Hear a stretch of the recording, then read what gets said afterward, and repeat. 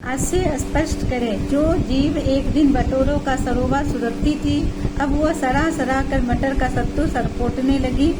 चुपड़ी चपातियां चबाने वाले दांत अब चंद चने चबाकर गुजारने लगे। लेखक श्री पूजन सहाय के द्वारा लिखित कहानी का प्लॉट नामक कहानी से लिया गया है, जिसमें उद्धृत इन पंक्तियों में लेखक ने मुंशी जी के सुख के दिनों और गरीबी के दिनों की अवहेलना, गरीबी के दिनों की स्थितियों का गरीबियों की स्थितियों की चर्चा की, चित्रण किया या वर्णन किया। लेखक के अनुसार मुंशी जी अपने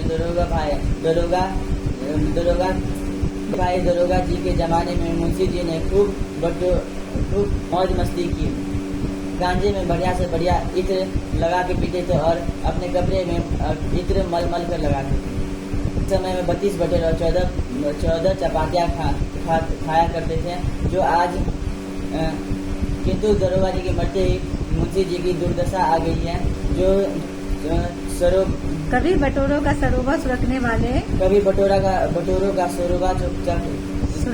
मुंशी जी को आज मटर के सत्तू पर ही संतुष्ट होना पड़ रहा है। जो कभी घी में चुपड़ी चपातियाँ खाते थे, उन्हें अब चने के दाने चबाकर ही संतुष्ट होना पड़ रहा है। गुजारने पर विवश होना। तात्पर्य यह है कि दरोगा जी के मरते ही मुंशी जी की सारी गरीबी खुश हो गई। अमीरी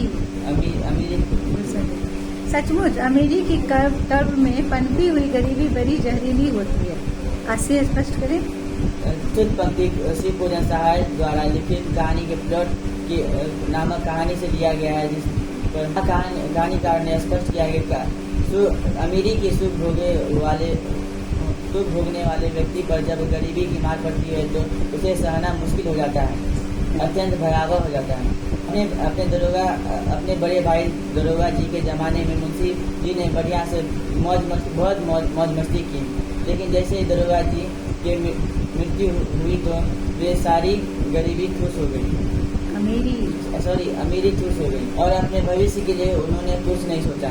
और कभी बटेर के सरोवा सुरखने वाले मुंशी जी अब चने के सत्तू सुरखने एवं मटर के दाने चने के कुछ दाने जमाने पड़ते थे। अब अपने सूखी शरीर में भी चुल्लू बर्थ करवा तेल भी लगाना मुश्किल हो गया।